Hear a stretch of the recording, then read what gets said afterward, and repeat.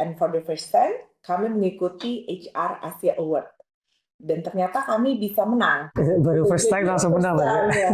There's just a question I have in my mind. Kan HR itu memastikan bahwa tiap employee, maksudnya udah ada standar dan bagaimana to take care of everyone kayak gitu. Dan tapi jadi HR itu juga ngurus diri sendiri juga. Jadi mereka juga mendapatkan benefit-benefit dari ya program mereka sendiri kan gitu. Ini pertanyaan paling menarik. Dengan apa yang udah dicapai oleh ACC dan menurut aku I think it's very good ya, udah it's very good gitu. So what's next for ACC itu untuk mastiin bahwa segala hal yang udah dilakukan will improve.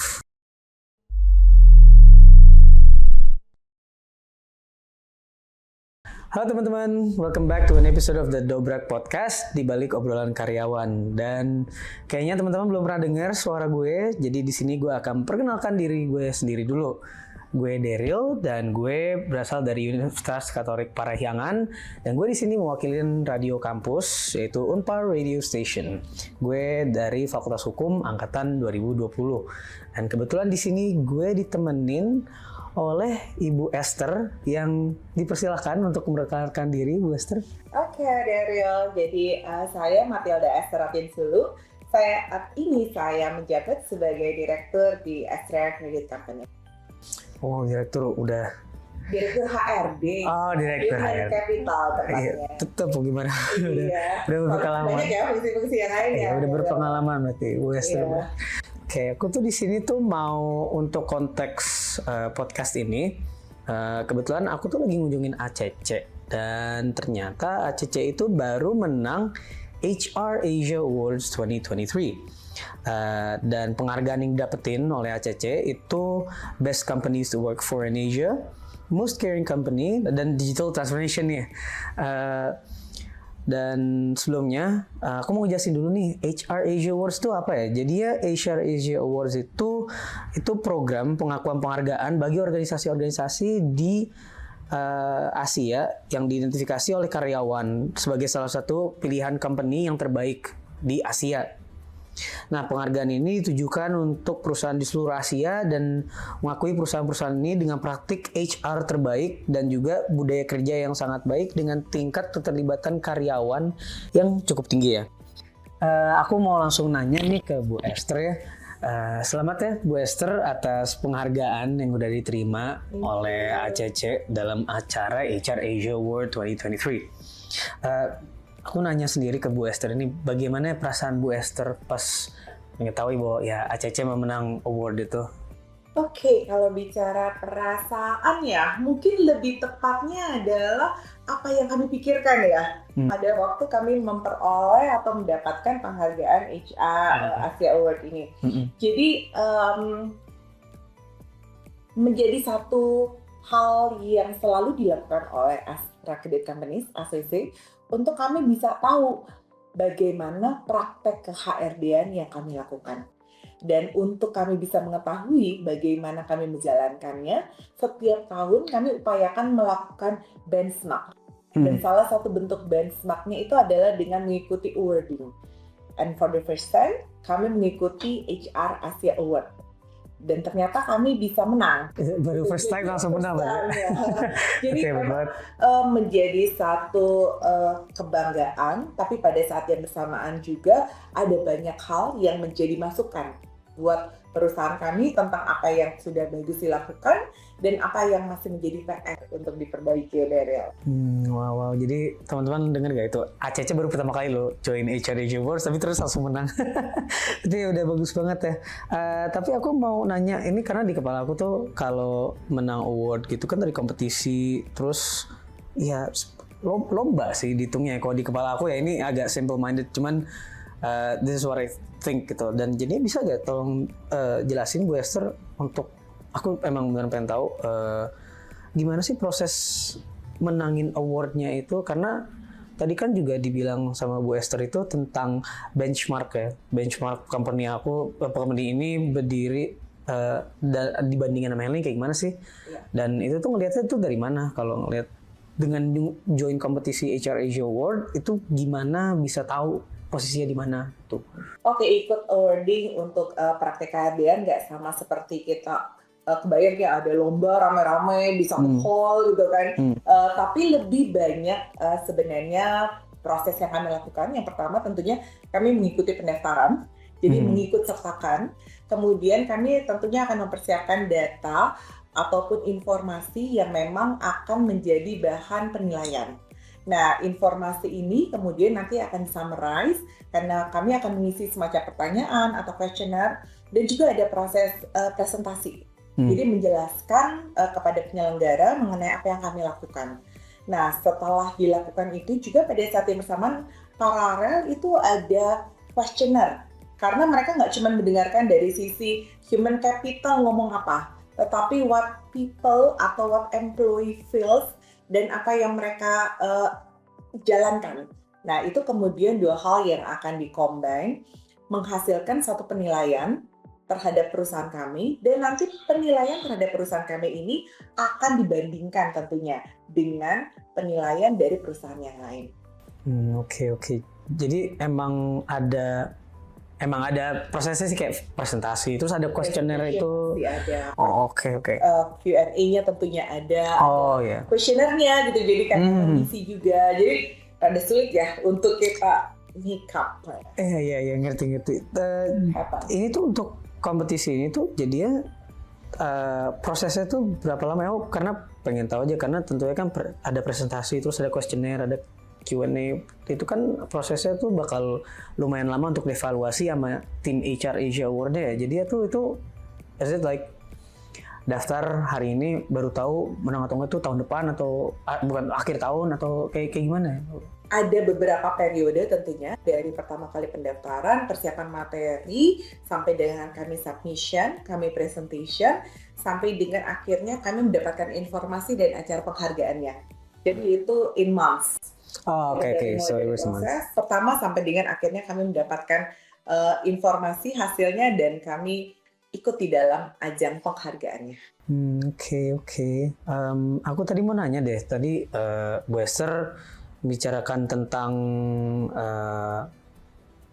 kuesioner dan presentation, Q&A dan lain-lain. Nah, tapi kan itu ada cara penilaiannya sendiri ya. Betul. Untuk nge-determine whether it's good or it's not good, nilainya berapa, itu kan ada itu parameternya tuh apa ya? Bisa dijelasin nggak, Bu Esther? Oke, dalam menjalankan ini mereka tuh menggunakan ya, jadi dalam hal ini pelaksananya itu menggunakan konsep tim atau total engagement assessment model. Jadi pengukurannya ini 360 derajat. Jadi semua aspek dilihat termasuk dalam employee engagement-nya. Oke. Nah, 3 komponen yang memang diukur dalam hal ini. Yang pertama itu adalah core. Core itu bicara tentang collective organization for the real engagement. Jadi isinya ada culture leadership organization, kemudian ada juga active initiative. Jadi mengukur bagaimana perusahaan itu berdasarkan culture dan nilai-nilai leadership yang ada di dalam perusahaan. Nah, hal yang kedua itu ada self, ada heart, mind, and soul. Perasaan. Jadi apa sih yang dirasakan sebagai karyawan di dalam perusahaan. Dan aspek ketiga itu adalah group, think, feel, and do. Jadi bagaimana sebagai tim di dalam perusahaan.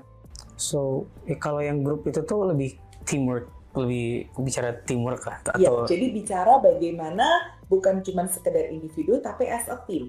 Oke. Aku mau nanya deh tentang, ini menurut aku menarik ya, tadi ada yang salah satu komponen namanya self ya, itu heart, mind, and soul kan.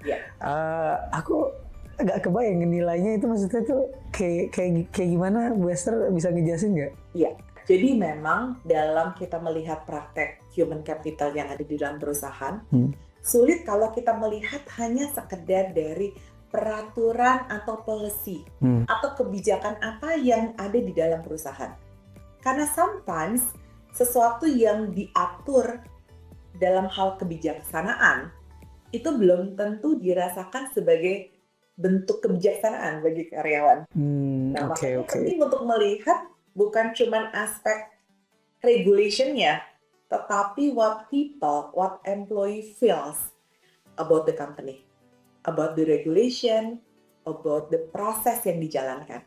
Apakah karyawannya itu merasa memang perusahaan itu benar-benar mendevelop, mempersiapkan career path misalnya, taking care karyawan, bahkan bukan cuma karyawan, termasuk keluarganya. Itu hal yang tentunya menjadi aspek yang perlu kita tahu apakah yang kita lakukan dalam hal ini memang sudah sesuai dengan yang diharapkan oleh karyawan. Oke. Jadi this 360 degrees insight itu tuh aku pengen tahu aja sih, ini itu tuh emang hal yang udah diketahui untuk HR HR kayak gitu, human resource, metode yang memang udah tahu, atau emang ini khusus untuk evaluasi dari HR Awards dijelasin? Basically this is the method yang digunakan. Jadi dalamnya kami tidak tahu, tapi as far as we know, mereka akan melihat apa yang kami lakukan. Jadi penilaian itu terhadap apa yang dilakukan oleh perusahaan, dan kemudian itu yang akan dibandingkan dengan praktek yang dilakukan dengan perusahaan-perusahaan lainnya. Oke. Nah, ini pertanyaan paling utama sih. Kan udah join HR Asia Award dan akhirnya menang. Yeah. Nah, tentunya aku mau nanya gitu, kok bisa ACC itu what does Astra Credit Company do that is really good that makes them win gitu dalam kompetisi ini gitu. Aku pengen tahu gimana sih strategi atau dalam menjalankan fungsi human capital itu kayak gimana menjalaninya? Mungkin saya sedikit spill sekali ya. Boleh banget. Ya. Boleh banget biar ini untuk mahasiswa nih yang dengerin nih, kalau nyari company gitu kan bisa dengerin nih strategi kayak gini. Iya. Jadi what human capital should do ya, kurang lebih. Iya, betul. Oke, jadi akan dimulai dengan proses bagaimana membuat teman-teman mahasiswa mengetahui perusahaan. Jadi bicara tentang branding. Branding itu penting. Nah, karena apa? Karena teman-teman mahasiswa kan perlu tahu perusahaannya itu ada, ternyata eksis, dan itulah yang ada di proses branding. Branding kami lakukan tentunya salah satunya dengan ini ya, kita punya beberapa series of dobrak untuk teman-teman bisa mengetahui nih what we did. Kemudian setelah kita punya branding program, tentunya adalah bagaimana proses rekrutmen itu sendiri. Kejelasan kan banyak ya di dalam proses rekrutmen, nunggunya lumayan lama nih. Jadi saya diterima atau enggak. Jadi bukan cuma sekedar alat tesnya, tetapi kita harus memikirkan juga, kami sebutkan dengan experience. Jadi pelamar di dalam perusahaan itu merasakan apa. Jadi setelah branding, employee experience, karyawan itu masuk, ada onboarding system, kami tentunya harus mempersiapkan development. Karena assuming orang yang masuk ke dalam perusahaan kami belum tahu ACC itu bisnisnya apa, bagaimana bisnis itu dijalankan. Nah, jadi yang bisa kami lakukan adalah we have to develop dengan kompetensi-kompetensi memang dibutuhkan di dalam organisasi ini. Nah, dalam proses development ini tentunya dipersiapkan juga ada yang namanya career path. Jadi seseorang dari level fresh graduate masuk kemana, berapa tahun dia akan menempuh perjalanan karir seperti apa. We call that career path, ada development plan di dalamnya. Tentunya dalam perjalanan itu akan ada juga masa-masa di mana dia butuh teman curhat. Nah, jadi ada proses di mana dia nggak cuma bisa curhat dengan atasannya, tapi ada kayak mentoring system, coaching system di dalamnya. Kemudian di dalam proses itu tentunya ada a lot of caring system yang kami berikan untuk memastikan productivity dari karyawan itu bisa berjalan dengan baik. Tentunya nggak cuma dengan meminta mereka bekerja, tetapi juga memenuhi hal-hal basic yang menjadi kebutuhan dari teman-teman yang bekerja di perusahaan ini. Itu sih kira-kira gambarannya. Ya, itu. Jadi menceritakan bagaimana sih membuat karyawan itu bisa nggak cuma betah, tetapi juga bagaimana bisa being productive dan mendapatkan better opportunity dari sisi karir. Tapi untuk jadi tadi yang dari penjelasan Wester tuh itu tuh dia sangat-sangat detail, sangat-sangat rinci ya kalau kayak gitu. Tapi kalau I assume that Astra Credit Company is quite a big company dengan so many employees kan kayak gitu. Itu tuh gimana cara manage that everyone gets taken care of gitu. Itu like gimana maksudnya nge-manage nggak ada yang left out gitu loh, itu gimana? Nggak ada yang level, nggak mungkin juga ya. Iya. Naturally di dalam satu perusahaan pasti akan ada yang tidak met expectation dan akhirnya paling optimum itu gimana? Optimalnya yang kami lakukan adalah memang tidak mungkin itu hanya dilakukan oleh satu fungsi human capital. Astra Great Company saat ini total karyawan kami hampir 5.000 orang gitu ya. Human capital yang ada rasanya nggak mungkin gitu. Bisa nggak pulang-pulang, nggak selesai, 24 jam nggak cukup, 7 hari dalam seminggu nggak cukup gitu ya. Jadi memang yang paling penting adalah membangun satu sistem yang memastikan siapapun yang ada dalam organisasi ini itu ada yang taking care. Dan as simple as every manager is a human capital manager. Siapa yang menjadi atasannya, siapa yang harus taking care, harusnya setiap leadersnya. Dan tugas kami sebagai human capital adalah memastikan we are taking care leaders. Jadi paling nggak kami mengetahui, mengenal siapapun yang ada dan menjadi leaders di dalam organisasi ini. I see. Terus jadinya ini this, I don't know if this is a stupid question. Maksudnya enggak sih. I mean this is just a question I have in my mind. Kan HR itu memastikan bahwa tiap employee maksudnya udah ada standar dan bagaimana to take care of everyone kayak gitu, dan tapi jadi HR itu juga ngurus diri sendiri juga. Jadi mereka juga mendapatkan benefit dari ya program mereka sendiri kan gitu. Ini pertanyaan paling menarik. It's a tricky question. So if HR is the one who taking care of the employee or the leader, who's taking care of HR? Iya itu maksudnya intinya aku nggak mau terlalu gitu. Sometimes when we talk about pekerjaan human capital, itu bukan cuma sekedar pekerjaan untuk taking care of others, but we have to taking care of ourselves also. Jadi tentunya seperti kami punya satu mekanisme, teman-teman yang ada di lapangan, kalau mereka punya masalah, mereka akan ngomong ke siapa? Siapa yang akan mendengarkan mereka? Tentunya kami harus punya hal yang sama juga. Teman-teman yang ada di human capital. Karena the way kita treat teman-teman human capital itu juga akan mencerminkan bagaimana teman-teman di human capital akan men-treat other leaders yang ada dalam organisasi. I see. Oke. Ngerti. Cuman ya makanya I think tadi aku kepikirannya karena kan aku kan belum kerja ya. Aku nggak tahu jujur aja gimana di lapangan kayak gitu. Cuman memang kalau aku kepikiran di kepala aku tuh HR kayak gitu, itu kan human resource, they take care of people. Dan itu aku pertanyaannya kayak tapi if you have if you take care of other people who's taking care of you, atau enggak kerjaan lu juga taking care of you, tapi kan ya other people don't really do what HR do gitu. Jadi gimana, makanya tadi aku tanya karena I think it's very interesting concept. Tapi aku mau nanya nih ke pertanyaan selanjutnya ini. Jadi itu dengan apa yang udah dicapai oleh ACC dan menurut aku I think it's very good ya, udah it's very good gitu. So what's next for ACC itu untuk mastiin bahwa segala hal yang udah dilakukan will improve kayak gitu. Salah satu alasan kami mengikuti awarding itu sebenarnya adalah untuk mengetahui area of improvement yang harus dilakukan. Jadi by having the feedback kami bisa tahu we're good at this area and we still need to improve a lot of things in others area. Jadi tentunya area-area di mana kami masih tetap harus improve itu akan menjadi bagian di mana kami akan membuat action plan. Tetapi overall sebenarnya what's next-nya, karena bisnisnya human capital itu bisnis people ya. And people itu bisa berubah dalam pengertian, misalnya seorang yang masuk itu kan pasti punya season.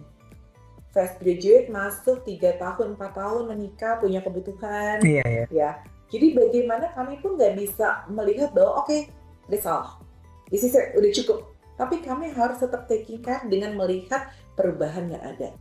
In other side, bisnis juga berubah, bisnis berkembang. Ada fungsi-fungsi yang baru terbentuk, harus membangun lagi kompetensi yang tadinya belum ada di dalam organisasi. Nah, itu pun harus menjadi bagian yang dikembangkan dan dipersiapkan oleh human capital. I see. Jadi it's not bisnis yang fungsi yang udah selesai ya. Iya. Tapi kan ada terus-terusan.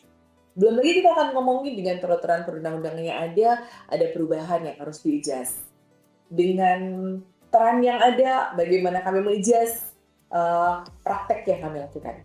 Jadi, I think ini juga menarik sih. Jadi itu HR apalagi dalam pekerjaan HR itu tuh always evolving dong, karena kan tiap orang di aspek kehidupan yang berbeda ya. Tadi yang Bu Esther ngomong itu nanti nikah, nanti ini semakin lama makin tua kayak gitu. Jadi emang everyone has their own needs, dan jadi itu emang selalu berkembang ya. Kalau bisa aku simpulin tuh kayak gitu. Betul.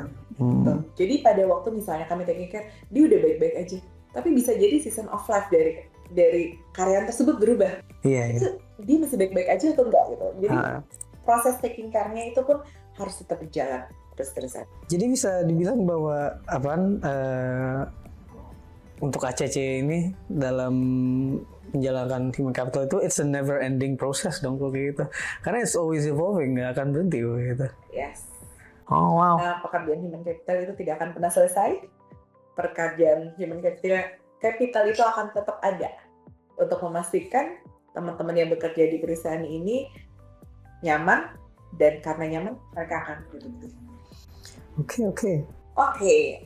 In other side, if you're as a fresh graduate ya, you already know what we did. Gini, dalam hal ini ada nggak yang kira-kira menjadi impian atau keinginan bagi Daryl when you join a company, perusahaan seperti apa sih yang diharapkan? Ini kebalik ya, kok jadi di sini ya? Nggak apa-apa sih. Nggak apa-apa kalau pertanyaan expectation. Oke, ini aku nggak tahu ya mewakilin teman-teman mahasiswa yang udah mau kerja atau baru fresh graduate, tapi ini menurut aku pribadi dan ada juga beberapa teman-teman aku juga yang maksudnya udah ekspektasi mau kerja. Hasilnya it's not simple, tapi intinya tuh when we want to work in the company, apalagi baru ya, kita masih excited, masih pengen pokoknya masih pengen kerja gitu kan, very excited to go to work. We expect the company itu untuk mengembang kita as a person gitu loh. Okay, thank you Daryl. Ya sama-sama. Jadi ditanya ya sekarang yang host yang ditanya. Oke. Kira-kira untuk podcast Dobrak hari ini itu aja ya. Makasih banget Bu Esther udah jawab-jawab pertanyaan aku. Thank you. Menurut aku diskusinya tadi sangat-sangat baik kok. Itu aku banyak dapat input juga jujur. Jadi itu aja untuk episode sekarang. Tadi secara konteks kan ACC menang 3 HR Asia Awards. Dan ini salah satunya yang tadi difokusin. Untuk 2 awards lainnya akan dibahas di episode Dobrak podcast yang lainnya. Oke, itu aja untuk hari ini. Terima kasih, Bu Esther. Thank you. And goodbye everyone. See you in the next episode. Bye-bye.